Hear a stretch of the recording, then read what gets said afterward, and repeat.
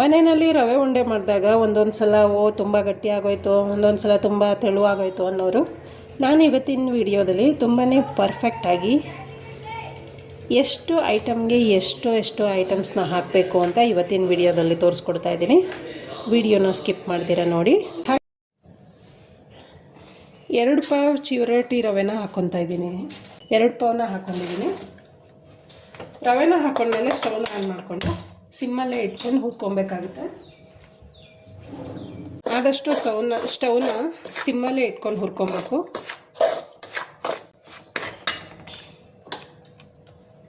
ಮನೆ ತುಪ್ಪ ಸ್ವಲ್ಪ ಹಾಕ್ಕೊತಾ ಇದ್ದೀನಿ ಇದಕ್ಕೆ.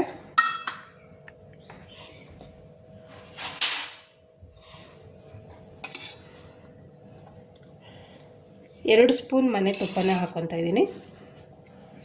ಈ ಥರ ತುಪ್ಪನ ಹಾಕ್ಕೊಂಡು ಹುರಿದು ಮಾಡೋದ್ರಿಂದ ರವೆ ಉಂಡೆ ತುಂಬ ಸ್ಮೂತಾಗಿ ಬರುತ್ತೆ, ಜೊತೆಗೆ ರುಚಿನೂ ಕೂಡ. ಈಗ ನೀಟಾಗಿ ರವೆನ ಸಿಹಿಯಾಗಿ ಬಿಡ್ದಿರ ಹುರ್ಕೊಬೇಕು. ಹೇಳ್ತಾ ಇದ್ದೀರಲ್ವ, ಈ ಥರ ತುಪ್ಪನ ಹಾಕಿ ಹುರಿದ್ರೆ ರವೆ ಘಮ ಘಮ ಅಂತ ಇರುತ್ತೆ, ಚೆನ್ನಾಗಿ ಬರುತ್ತೆ ರವೆ ಉಂಡೆ.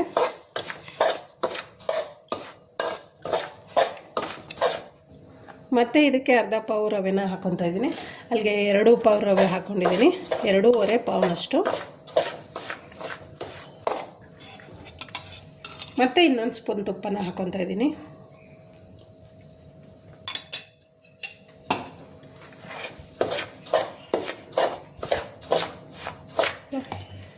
ಈಗ ನೋಡಿ 5ರಿಂದ 7 ನಿಮಿಷ ತನಕ ರವೆನ ಹುರಿದಿದ್ದೀನಿ.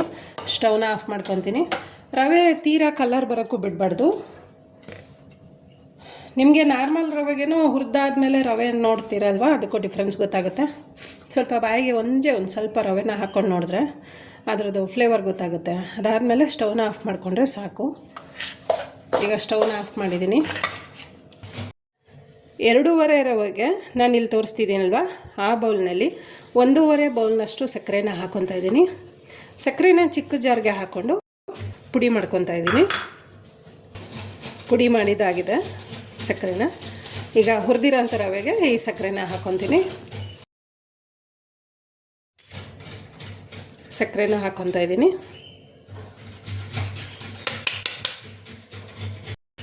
ಮತ್ತು ಇನ್ನು ಅರ್ಧ ಬೌಲು ಸಕ್ಕರೆನ ಪುಡಿ ಮಾಡ್ಕೊಂಡು ಬರೋಣ.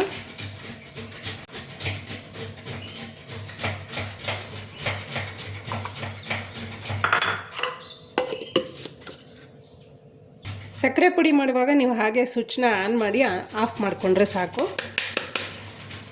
ಇವಾಗ ಇದೇ ಜಾರ್ಗೆ ತುರಿದಿರೋ ಅಂಥ ಕೊಬ್ಬರಿನ ಹಾಕ್ಕೊಂಡು ಮತ್ತೆ ಪುಡಿ ಮಾಡ್ಕೊತೀನಿ. 1 ಕೊಬ್ಬರಿನ ತುರಿದ್ಬಿಟ್ಟು ಜಾರ್ನಲ್ಲಿ ಹಾಕ್ಕೊಂಡು ಪುಡಿ ಮಾಡ್ಕೊಳ್ಳೋಣ.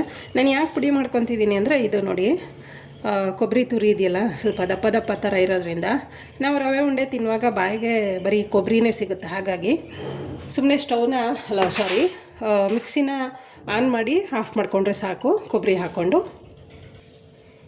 ನೋಡಿ, ನಾನು ತೋರಿಸ್ತಿದ್ದೀನಲ್ವ, ಇಷ್ಟು ಪುಡಿ ಆದರೆ ಸಾಕು. ನಾವು ಕೊಬ್ಬರಿನ ತುರಿದು ಹಾಗೆ ಡೈರೆಕ್ಟಾಗಿ ಹಾಕ್ಕೊಂಡ್ರೆ ಬರೀ ಕೊಬ್ಬರಿನೇ ಸಿಕ್ಕುತ್ತೆ ಅಂಥೇಳಿ ಈ ಥರ ಪುಡಿ ಮಾಡಿ ಹಾಕ್ಕೊತಾ ಇದ್ದೀನಿ.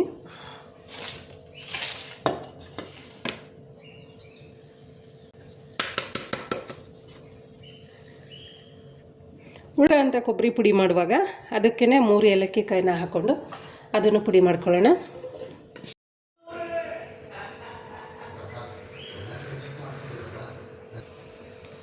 ತುಪ್ಪದಲ್ಲಿ ದ್ರಾಕ್ಷಿ ಗೋಡಂಬಿನ ಹುರ್ಕೊಂಡು ಮಿಕ್ಸ್ ಮಾಡ್ಕೊತಾ ಇದ್ದೀನಿ. ನೀವು ಇದಕ್ಕೆ ಪಿಸ್ತಾನೂ ಹಾಕ್ಕೊಬೋದು. ನಾನಿಲ್ಲಿ ತುಪ್ಪನ ಜಾಸ್ತಿನೇ ಹಾಕ್ಕೊಂಡಿದ್ದೀನಿ, ಅಂದರೆ 3.5 ಸ್ಪೂನಷ್ಟು ತುಪ್ಪನ ಹಾಕ್ಕೊಂಡು ಒಗ್ಗರಣೆ ಮಾಡ್ಕೊಂಡಿದ್ದೀನಿ. ಯಾಕಂದರೆ ಕಲ್ಸಕ್ಕೆ ಚೆನ್ನಾಗಿ ಬರುತ್ತೆ. ಬಿಸಿ ಇರೋದ್ರಿಂದ ಫಸ್ಟು ಸ್ಪೂನಲ್ಲಿ ಮಿಕ್ಸ್ ಮಾಡ್ಕೊಬೇಡ, ಆಮೇಲೆ ಕೈಯಲ್ಲಿ ಮಿಕ್ಸ್ ಮಾಡಿಕೊಂಡು ನೀಟಾಗಿ ಮಿಕ್ಸ್ ಮಾಡ್ಕೊಳ್ಳಿ. ಇದಕ್ಕೆ ಎಲ್ಲನೂ ಒಂದು ಸಲ ಕ್ಲೀನಾಗಿ ಮಿಕ್ಸ್ ಆದಮೇಲೆ ಹಾಲನ್ನ ಸ್ವಲ್ಪ ಬಿಸಿ ಮಾಡಿಕೊಂಡು ಎಷ್ಟು ಬೇಕು ಉಂಡೆ ಕಟ್ಟಲಿಕ್ಕೆ ಎಷ್ಟು ಬೇಕೋ ಅಷ್ಟು ಹಾಲನ್ನ ಮಿಕ್ಸ್ ಮಾಡ್ಕೊತ ಉಂಡೆನ ಕಟ್ಬೋದು. ಈಗ ಕೈಯಿಂದ ಮಿಕ್ಸ್ ಮಾಡ್ಕೊಳ್ಳೋಣ. ಈಗ ಹಾಲನ್ನ ಮಿಕ್ಸ್ ಮಾಡ್ಕೊಳ್ಳೋಣ. ನೀವು ಈ ಥರ ಮಿಕ್ಸ್ ಮಾಡ್ಕೊಳ್ಳುವಾಗಲೇ ಒಂದು ಸ್ವಲ್ಪ ಟೇಸ್ಟ್ ನೋಡ್ಬೋದು, ಸಕ್ಕರೆ ಸಾಕಾಗುತ್ತಾ ಇಲ್ಲ ಇನ್ನೂ ಸ್ವಲ್ಪ ಬೇಕಾಗುತ್ತಾ ಅಂತ. ಏನಾದರೂ ಸಕ್ಕರೆ ಕಡಿಮೆ ಅನಿಸಿದ್ರೆ ನೀವು ಮತ್ತೆ ಹಾಕೊಬೋದು. ನಾನೊಂದು ಸ್ವಲ್ಪ ಟೇಸ್ಟ್ ನೋಡ್ತೀನಿ. ಸಕ್ಕರೆ ಸ್ವಲ್ಪ ಬೇಕು ಅನ್ನಿಸ್ತಿದೆ, ಹಾಗಾಗಿ ಇನ್ನೂ ಅರ್ಧ ಬೌಲ್ನಷ್ಟು ಸಕ್ಕರೆನ ಪುಡಿ ಮಾಡ್ಕೊತೀನಿ. ಅಲ್ಲಿಗೆ 2 ಬೌಲ್ನಷ್ಟು ಸಕ್ಕರೆನ ಹಾಕ್ಕೊಂಡಂಗೆ ಆಯ್ತು. ನಾನು ನೀವು ಈ ಥರ ಟೇಸ್ಟ್ ನೋಡಿಕೊಂಡ್ರೆ ಮೊದಲೇ ಗೊತ್ತಾಗ್ಬಿಡುತ್ತೆ ಸ್ವೀಟು ಸಾಕಾ ಅಂತ ಹೇಳಿ. ಅವಾಗ ನೀವು ಮತ್ತೆ ಸಕ್ಕರೆನ ಪುಡಿ ಮಾಡಿ ಕಲಿಸ್ಕೊಬೋದು. ಅಪ್ಪು ಅಲ್ಲಿ ಹಾಲು ಕೊಡು. ಈಗ ಹಾಲನ್ನ ಒಂದು ಸ್ವಲ್ಪ ಹಾಕ್ಕೊಳ್ತಾ ಮಿಕ್ಸ್ ಮಾಡ್ಕೊಳ್ಳೋಣ. ಉಂಡೆ ಕಟ್ಟಲಿಕ್ಕೆ ಎಷ್ಟು ಹದ ಬೇಕು ಅಷ್ಟು ಮಾತ್ರ ಹಾಲನ್ನ ಹಾಕ್ಕೊಂಡ್ರೆ ಸಾಕು. ಉಳಿತೈತೆ. ನಾನು ಈ ಲೋಟದಲ್ಲಿ 1 ಲೋಟ ಹಾಲು ತೊಗೊಂಡಿದ್ದೀನಿ. ನೋಡೋಣ ಎಷ್ಟು ಲೋಟ ಬೇಕಾಗುತ್ತೆ ಅಂತ. ಸ್ವಲ್ಪನೇ ಹಾಕ್ಕೊಳ್ತಾ ಕಲಿಸ್ಕೊಬೇಕು. ಈಗ 1 ಲೋಟ ಫುಲ್ಲು ಹಾಕ್ಕೊಂಡಿರ್ತೀನಿ. ಹಾಲು ಸ್ವಲ್ಪ ಬಿಸಿ ಇರೋದ್ರಿಂದ ಸ್ಪೂನಲ್ಲಿ ಸ್ವಲ್ಪ ಮಿಕ್ಸ್ ಮಾಡ್ಕೊತೀನಿ.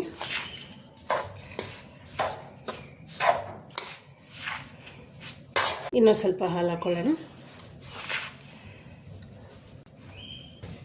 ಮತ್ತು ಇದು 1 ಲೋಟ ಅಂದರೆ ಚಿಕ್ಕ ಲೋಟ ನೋಡಿ, ಈ ಲೋಟದಲ್ಲಿ ಮತ್ತೆ ಇನ್ನೊಂದು ಲೋಟ ಹಾಕ್ಕೊತಾ ಇದ್ದೀನಿ. ಈ ಥರ ಸ್ಪೂನಲ್ಲಿ ಮಿಕ್ಸ್ ಮಾಡಿಕೊಂಡು ಕೈಯಲ್ಲಿ ನೀವು ಹದ ನೋಡ್ಕೊಳ್ಬೇಕಾಗುತ್ತೆ. ಮಿಕ್ಸ್ ಮಾಡಿದ್ದಾಯಿತು, ಸಾಕಾಗುತ್ತೆ. ಆ ಚಿಕ್ಕ ಲೋಟದಲ್ಲಿ 2 ಲೋಟ ಹಾಲು ತೊಗೊಂಡಿದ್ದೀನಿ. ಈಗ ಉಂಡೆ ಕಟ್ಟಕ್ಕೆ ಬರುತ್ತೆ ನೋಡೋಣ.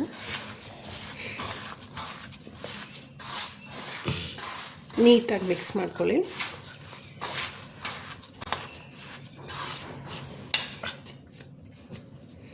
ನಿಮಗೆ ಎಷ್ಟು ಸೈಜೊಂದು ರವೆ ಉಂಡೆ ಬೇಕೋ ಅಷ್ಟು ಸೈಜೊಂದು ಉಂಡೆ ಕಟ್ಕೊಂಡ್ರೆ ಸಾಕು.